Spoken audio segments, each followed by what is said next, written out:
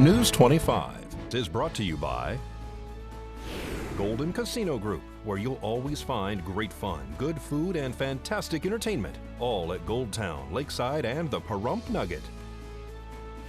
News is also brought to you by J.K. Nelson Law. Call 727-9900 today for your free consultation. If you need a lawyer, you need Nelson.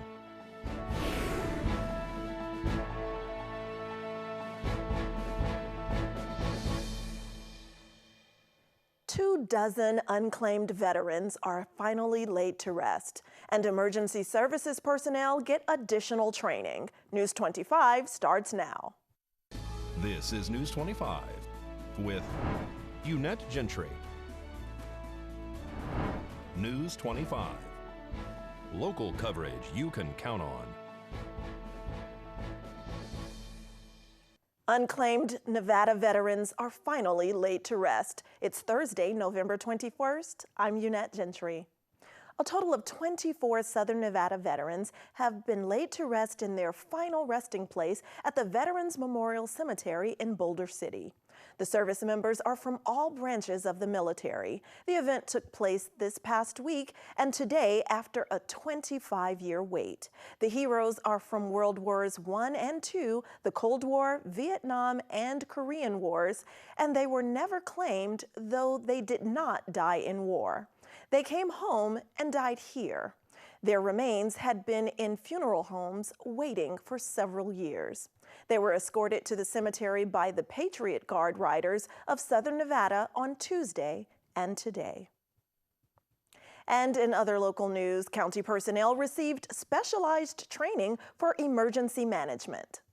County commissioners looked at an item to accept the State of Nevada State Emergency Response Commission fiscal year 2019 grant in the amount of $24,738, which is to send employees to the Fire Shows West Training Conference in Reno, Nevada, and to delegate authority to Director of Emergency Management Scott Lewis to execute the grant award. Seeing nothing, hearing nothing, all those in favor say aye. Aye. Aye. Leo? Yeah, why is this not? Commissioner, now I can hear you. Yeah, Mr. Chair, I just want the record to reflect Commissioner Cox has not returned from lunch. I got that. Did you vote aye on this one? I did. Thank you. Thank you. So it's 4, 1 missing. And the town and school district discuss with commissioners splitting reclaimed water. The Board of County Commissioners discussed and deliberated an item concerning an interlocal contract between Nye County and the Nye County School District for the purpose of the school district tying into the existing reclaimed water facilities and distribution line currently being used to deliver reclaimed water to Lakeview Executive Golf Course under the water agreement between Nye County and Great Basin Water Company to deliver that water to a storage and pumping facility proposed for the Pahrump Valley High School to service the existing sports fields. There is approximately 400,000 gallons being pumped daily to Lakeview Executive Golf Course by the town of Pahrump.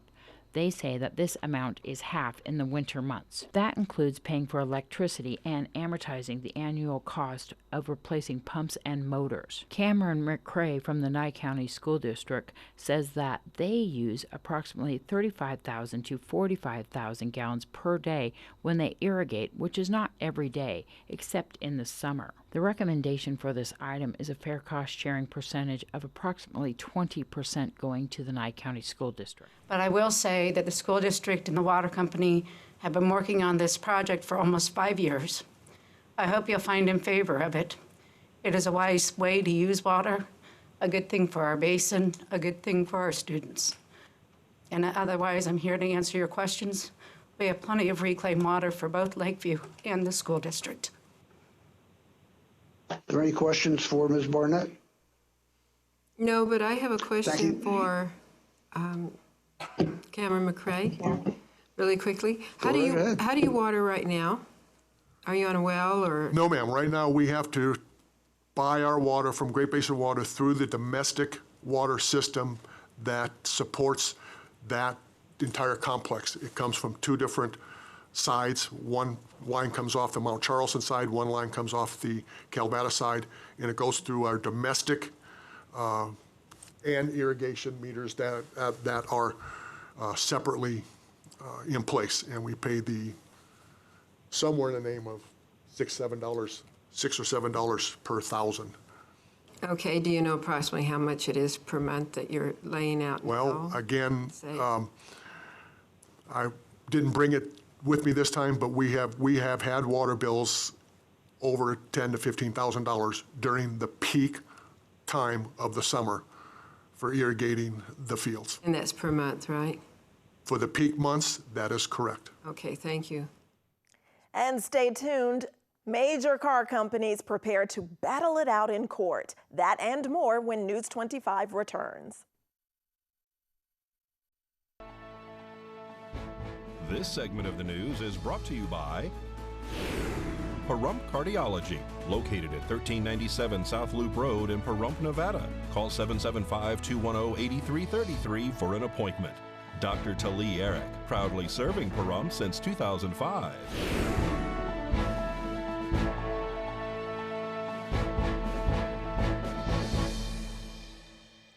Welcome back to News 25. Well, major car companies, General Motors and Fiat, are heading to court. Angela Miles reports. Here's Angela Miles with today's Business First Brief. Topping our news, General Motors is taking Fiat Chrysler to court. GM filed a lawsuit in Detroit claiming Fiat Chrysler bribed UAW officials with millions of dollars to get concessions and gain advantages in 3 labor agreements. Fiat Chrysler calls that lawsuit meritless and accuses GM of trying to disrupt its proposed merger with French automaker PSA, as well as its union contract talks. The UAW says it has safeguards in place to ensure integrity. Apple is breaking ground in Austin, Texas, where it will build a new $1 billion campus. On Wednesday, President Trump and Apple CEO Tim Cook toured Austin's Mac plant. Apple will become Austin's largest private employer. To find out where you can see us every day, go to businessfirstam.com.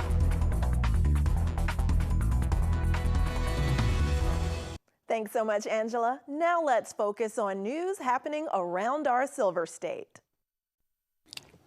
According to the Department of Employment, Training and Rehabilitation's October 2019 economic report, statewide jobs increased by 2.2%, a gain of 30,800 new jobs added since October of last year.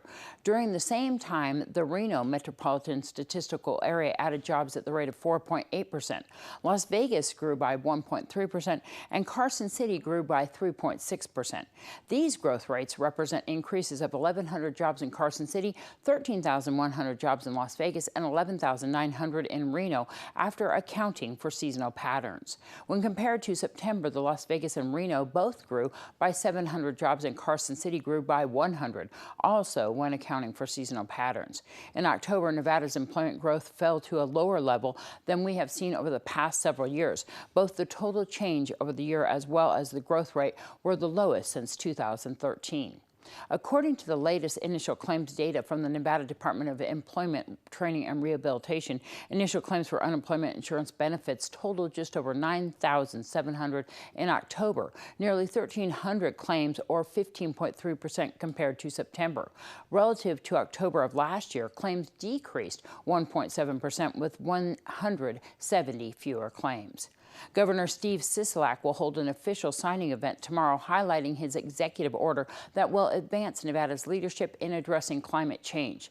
Sisolak says given the risk and realities Nevada faces from climate change as well as the economic opportunities of clean economy, smart climate solutions are critical to long-term health and sustainability of our state. The executive order will serve as a key organizational tool to accelerate statewide action on on climate change mitigation, adaptation, and resiliency.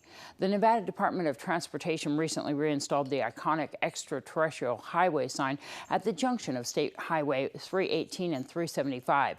The sign was removed in September of this year prior to the Alien Stock Festival. The sticker and graffiti on the sign made it so that drivers could no longer read it. NDOT placed a new higher sign, making it harder for vandals to reach. The new sign features a stealth bomber on the road sign, which refers to Area 51, which it is close by. I'm Deanna Donnell. That's your news across Nevada. Thanks so much, Deanna. And don't grab that remote. We'll be right back with much more local and national news. You're watching KPVM News 25. Local coverage you can count on. Welcome back, everyone. Well, who says collectibles don't earn value? All you have to do is buy the first edition, wait a really long time, keep it in pristine condition, and you too can sell a comic book like this one that sold for more than $1 million, to be exact. The finest known copy of Marvel Comics #1, the 1939 comic book considered the Big Bang of the Marvel Comics superhero universe, sold for $1,260,000 today at a public auction of vintage comic books and comic art held by Heritage Auctions in Dallas, Texas. The sale set a world record for the most expensive Marvel comic ever sold at public auction and an auction house record as the most expensive comic book ever sold by the world's largest comic book and comic art auctioneer. As of right now, this is the most expensive comic book we have ever offered and sold. This will sell. This comic book was first purchased off a newsstand rack by a mailman in Uniontown, Pennsylvania, who purchased every #1 issue he could of both comic books and magazines beginning in the 1940s. The first edition features the first appearances of characters such as Human Torch, Kazar, and Angel, as a well-known character called the Submariner. The yet unmatched comic book is graded 9.4 on a scale of 1 to 10, making it the best condition ever found. Wow, maybe we're in the wrong line of work. Well, if you were traveling over the pass on Wednesday night, then you know that it took about an hour to travel and going at only 10 miles per hour to go through that falling snow. Fortunately, the winter weather warning is over and many cars were piled up, but they went off the road. Fortunately, no injuries were reported. That first significant storm, of course, now has passed, but we'll take a closer look at your forecast and those conditions right now. The National Weather Service says that the winter storm warning is canceled for the Sierra and White Mountains, and the winter storm continues for the Spring Mountains and Sheep Range. They predict slick road conditions due to rain, hazardous winter driving conditions due to slick, snow-covered roads in the mountains. For Friday, they are predicting dry conditions area-wide. They say that the first significant system of the season is wrapping up today. Primarily, you can expect light rain, occasional heavy mountain snow, and the potential for thunderstorms today. The risk of flash flooding is minimal, with nuisance flooding more probable. Precipitation will be less widespread today with lighter amounts. The Winter Storm Watch predicts 3 to 6 inches of additional snow accumulation expected and low confidence in more than 6 inches. Friday, Saturday, and Sunday, there's no significant storms. They're expecting wind throughout our area on Monday. Right now, Mount Charleston is reporting 8.75 inches of snow. Lee Canyon and Kyle Canyon are both open. For more information on Lee Canyon Ski and Snowboard Resort and snow conditions, you can go to mountcharlestonweather.com or go mountcharleston.com on the web. Well, if that weather isn't a hint, you should realize that the holidays are quickly approaching. So many of us are gearing up to host family and friends. And in all of the planning and list making, don't forget to overlook one very important element that could cause a Turkey Day disaster. In today's Angie's List, we're asking, is your kitchen ready for the holiday feast? When you're expecting dinner guests, oven problems can be a recipe for disaster, but then can easily be avoided. Angie Hicks, the co-founder of Angie's List, shares tips and suggestions to make sure your kitchen is ready. First things first, getting things cleaned. Don't overthink cleaning your oven, and don't use the self-cleaning function right before the holidays, because that's actually when your oven would be most likely to fail. Instead, wipe your oven out, clean up any crumbs that you can see, and save the deep clean for after the holidays. Since the self-cleaning cycle of an oven raises the temperature extremely high, sometimes exceeding 1,000 degrees, it's not surprising that older or infrequently used ovens can be pushed to the edge. Be careful when cleaning the exterior of your oven too. If your oven has knobs or switches, don't use a spray cleaner to clean them. Instead, remove the knobs, soak them in the sink, and then reinstall them. When you have the knobs removed, you might be tempted to squirt cleaner all around the area, but that can potentially cause it to short out. Instead, wipe the area clean with a moistened cloth. Next on the list, make sure your oven is functioning correctly. Check the temperature on your oven before the big day. Use an oven-safe thermometer and make sure it holds the temperature that you expect it to do in your oven. If it doesn't, your oven door might not be sealing properly and should be repaired. If repairs are required, address them early. If old parts need replaced, the repair shop will need time to get them in from the manufacturer, and getting repairs done early can save you on money. Make sure you have your oven manual handy during the holidays as well, because there's a lot of tips if things go wrong for how you might be able to fix it yourself. But also, if you think you're going to have a problem, it's best to think ahead. Call a repairman early. Calling them the day of a holiday is certainly going to cause you to pay holiday pay. If you're making the entire feast yourself, lack of oven space might be your biggest problem, but there are solutions for that as well. Consider bringing out your toaster oven, your hot plate, or even your crock pot to help make those sides for your holiday dinner. That way you're leaving your oven for your main entree, and these trusty sidekicks can be a great addition to getting your meal done on time. With a little planning and prep, you can avoid oven-related disasters on the big day. And if you need to talk with an expert once the bird is in the oven, remember, the Butterball Turkey Talk line and the USDA Poultry Hotline will both be open on Thanksgiving Day. For more tips on oven maintenance and holiday prep, check angieslist.com.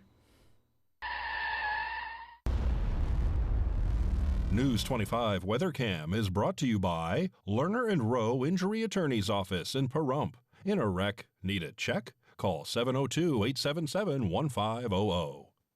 All right, it's time to take another look at our weather and see what the conditions were like earlier today. There's still cloud cover in the area. Dark clouds are hanging out over that hump between Pahrump and Las Vegas. We'll take a closer look at what else we can expect and the 7-day forecast right after this break.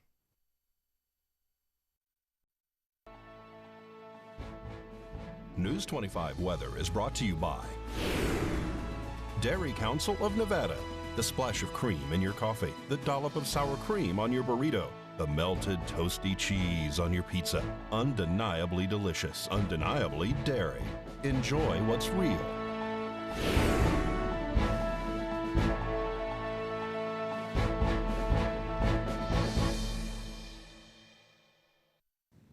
Hello and welcome back to News 25. I'm Michael Donohue with today's weather.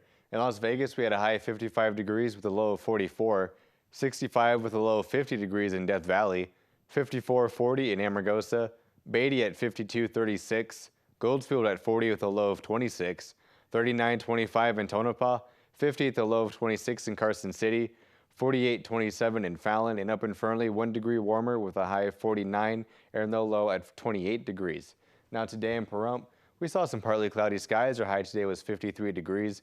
Winds coming out of the south-southwest at 5 miles per hour. Our humidity up at 61% and our sunrise at 6:26 this morning. Now for tonight, we're going to continue with those partly cloudy skies. Our low is going to get down to 38 degrees. It's currently 50 degrees outside.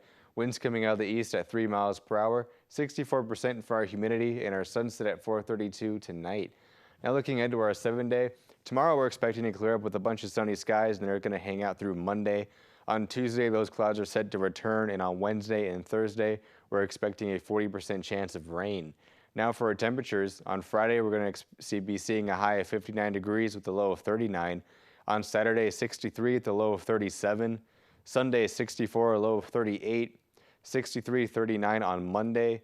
Tuesday, 58, 39, 53, 38 on Wednesday, and finally by next Thursday, we're going to be seeing a high of 49 degrees and a low of 34. So that rain is really helping us cool off just a little bit. And now with that, we're going to throw it back to the desk with Eunette.